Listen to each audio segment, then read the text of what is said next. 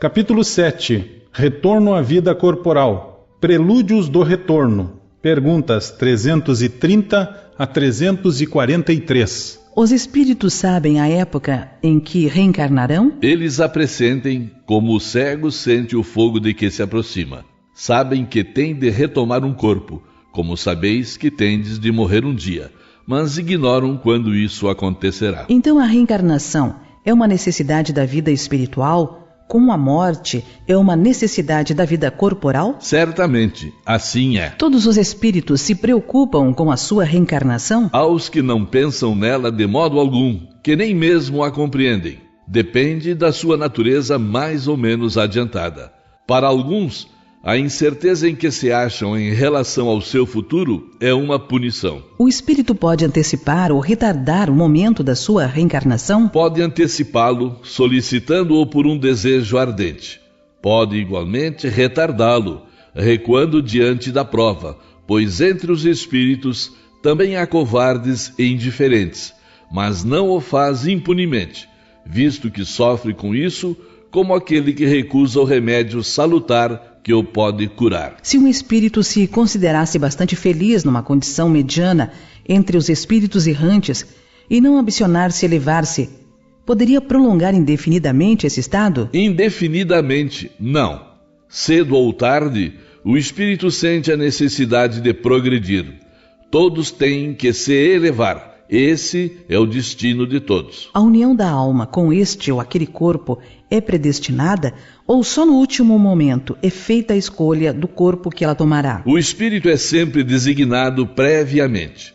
Escolhendo a prova que deseja sofrer, ele pede para reencarnar. Ora, Deus, que tudo sabe e tudo vê, já sabia com antecedência que tal alma se uniria a tal corpo. O espírito pode escolher o corpo em que deve encarnar? Ou somente o gênero de vida que lhe servirá de prova? Pode também escolher o corpo, pois as imperfeições desse corpo representam provas que o auxiliarão a progredir, se vencer os obstáculos que encontrar. O espírito pode pedir, mas a escolha nem sempre depende dele. Poderia o espírito, no último momento, recusar o corpo que havia escolhido? Se recusasse, sofreria muito mais do que aquele que não tivesse tentado nenhuma prova. Poderia acontecer não haver espírito que aceitasse encarnar numa criança que houvesse de nascer? Deus a isso proveria. A criança, desde que deva nascer viável, está sempre predestinada a ter uma alma. Nada é criado sem um propósito. A união do espírito a determinado corpo pode ser imposta por Deus? Pode ser imposta do mesmo modo que as diferentes provas, sobretudo quando o espírito ainda não está apto para escolher com conhecimento de causa. Por expiação, o espírito pode ser constrangido a se unir ao corpo de determinada criança, que pelo seu nascimento e pela posição que vem a ocupar no mundo, poderá tornar-se para ele um instrumento de castigo. Se acontecesse que muitos espíritos se apresentassem para tomar determinado corpo que deve nascer, o que decidiria qual deles vai ocupar esse corpo? Muitos podem pedi-lo, mas, em tal caso, é Deus quem julga qual o mais capaz de desempenhar a missão a qual a criança está destinada.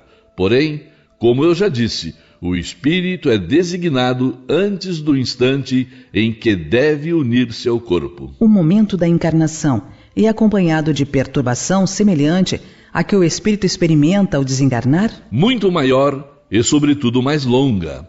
Pela morte, o espírito sai da escravidão.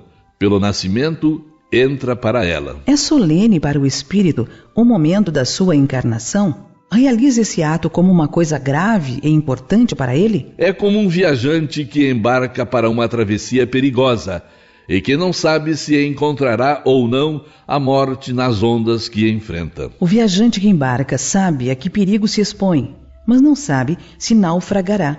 Dá-se o mesmo com o espírito. Conhece o gênero das provas a que se submete, mas não sabe se sucumbirá. Assim como a morte do corpo é uma espécie de renascimento para o espírito, a reencarnação é uma espécie de morte, ou antes, de exílio, de clausura. Ele deixa o mundo dos espíritos pelo mundo corporal, como o homem deixa o mundo corporal pelo mundo dos espíritos. O espírito sabe que reencarnará como o homem sabe que morrerá. Mas como este não tem consciência do fato, senão no último momento quando é chegada a sua hora.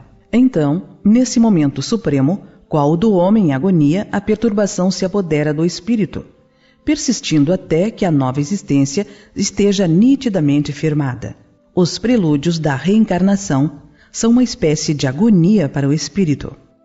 A incerteza em que se acha quanto à eventualidade do seu triunfo nas provas que vai suportar na vida é para o espírito uma causa de ansiedade antes da sua encarnação? De uma ansiedade muito grande, pois as provas da sua existência o retardarão ou o farão avançar, conforme as tiver bem ou mal suportado. No momento da reencarnação, o espírito se acha acompanhado por outros espíritos, amigos seus, que vêm assistir a sua partida do mundo espiritual, como o vem receber quando para lá retorna? Depende da esfera a que o espírito pertença. Se está nas esferas em que reina a afeição, os espíritos que o amam acompanham-no até o último instante, encorajam-no e muitas vezes até lhe seguem os passos durante a vida. Os espíritos amigos que nos acompanham na vida são por vezes os que vemos em sonhos, que nos testemunham afeto e que se nos apresentam com feições desconhecidas? Muito frequentemente são eles. Vêm visitar-vos como ides visitar um encarcerado.